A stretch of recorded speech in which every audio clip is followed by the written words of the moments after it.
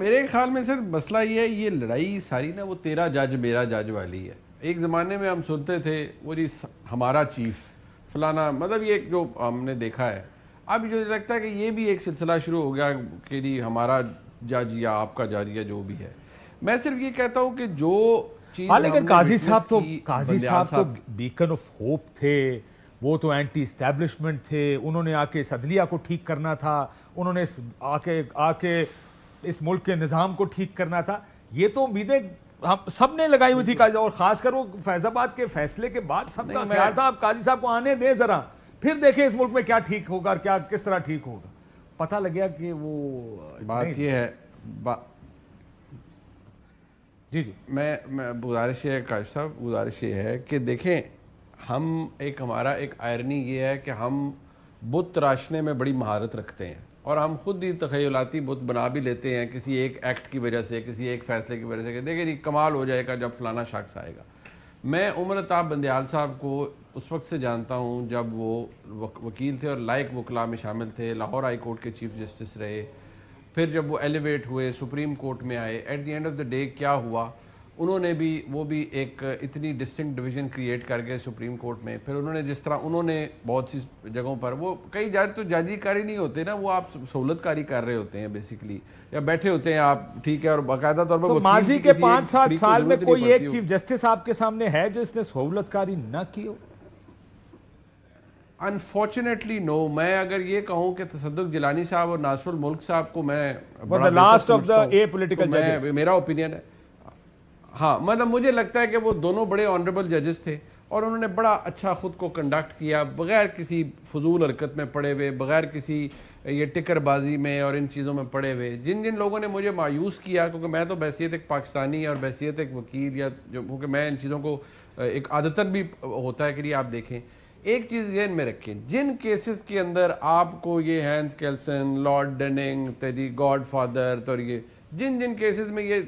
کارستانی ڈالی جائے گی نا، اس میں واردات ہوگی، یہ بات ذہن میں رکھیں۔ دوسری بات میں آپ کو یہ بتا دوں، ہم گلوریفائی کر دیتے ہیں ججز کو، ایک ججمنٹ لیکن میں آپ کو ایک بات بتاؤں، ویسے میں اکثر کہتا ہوں کہ جو چیز آپ خود نہیں کہنا چاہتے نا اپنے منہ سے، وہ پھر آپ کسی لارڈ ڈیننگ کے نام سے ڈال دیتے ہیں۔ kind of tend to agree with you. میں کہوں نا یہ فارم، اب اگر میں نے کہنا ہے کہ یہ فارم 47 کی حکومت، میں کہوں گا دیکھیں مولانا فضل الرحمان صاحب کہتے ہیں یہ فارم 47 کی حکومت ہے۔ میری بات سنیں نا، یہ میں وہی تو کہہ رہا ہوں نا،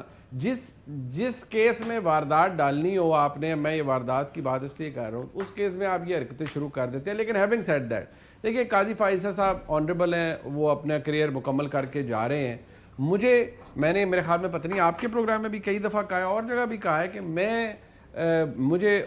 مایوس ہوا ہوں ان کے اس ٹینیور سے۔ اس کی وجہ صرف یہ تھی، دیکھیں جو یہ بلے کا نشان والا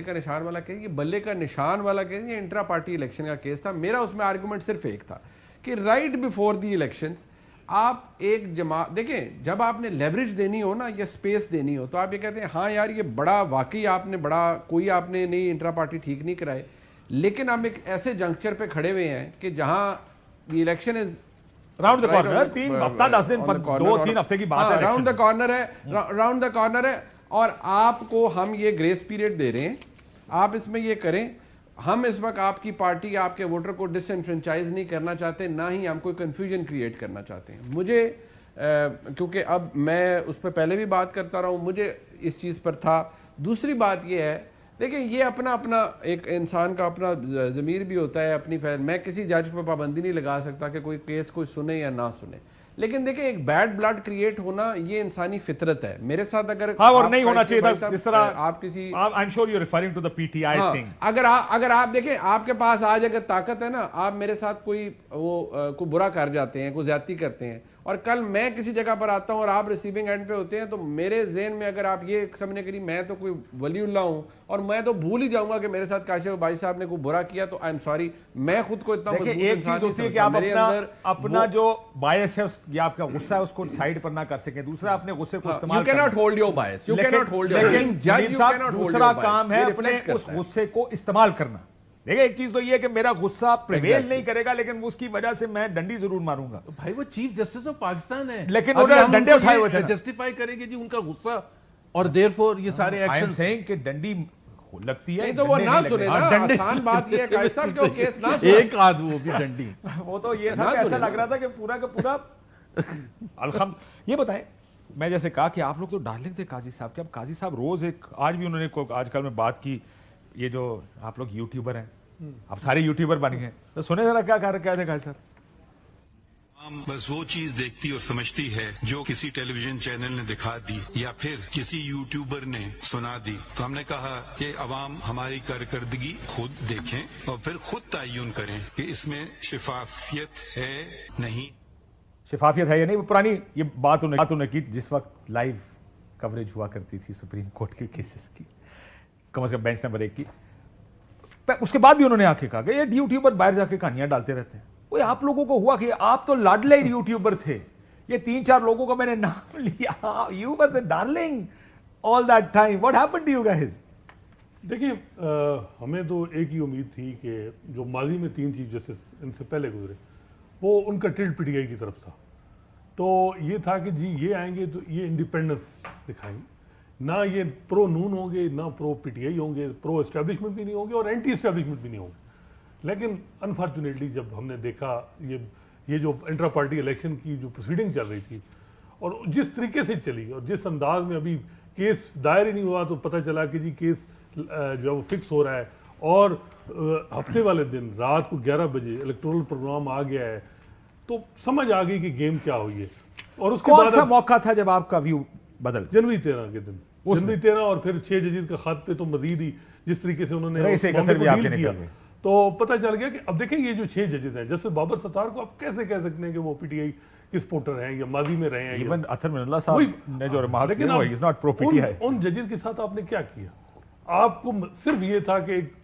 ان کے ساتھ ایک سٹیٹمنٹ تک نہیں دی آپ نے ان 6 ججز کے سپورٹ میں, ان کی انڈورسمنٹ میں, اور اس کے بعد جس طریقے سے معاملات چلائے گئے. تو میرا خیال ہے کہ وہ ایک چیز ہوئی کہ ان کا پورا سال اس چیز پہ لگا کہ مجھے ان کی 2/3 کمپلیٹ کرانی ہے, اور 2/3 کے بعد جب کمپلیٹ کر لی اگلوں نے تو پھر انہوں نے قاضی صاحب بھی رہ گئے بیچ, وہ بھی رہ گئے, رائے وہ گئے, باقی سب ہو گیا, وہ قاضی صاحب رہ گئے. تو کہتے ہیں کہ میں انٹرسٹڈ نہیں, لیکن جو باتیں ہیں وہ تو ذرا ڈفرینٹ ہی ہیں کہ وہ انٹرسٹڈ ہے یا نہیں ہے. وہ سودا پہلا دیکھیں تو اس کا مطلب یہی نظر آ رہا ہے کہ کوئی تھا جس کے لیے وہ دیکھیں 12 جولائی کا فیصلہ ریزرو سیٹ, اتنا غصہ منصور علی شاہ پہ کیوں ہے؟ اب تک غصہ نکالا جا رہا ہے. کمیٹی کا اجلاس چل رہا ہے 3 ججز کا, جسٹس قاضی فیصل صاحب اپنا نوٹ جاری کر رہے ہیں ریزرو, اور پورا کا پورا نوٹ ایک 4 شیٹ ہے منصور علی شاہ کا, اور وہ نوٹ اطلاعات ہیں کہ پہنچایا گیا. کل جج صاحب نے وہ جو نوٹ دیا وہ قاضی فیصل صاحب کے خلاف 4 شیٹ ہے. دیکھیں وہ تو اب یہ ترکی جواب آ رہے ہیں نا, نوٹس میں ایک دوسرے کو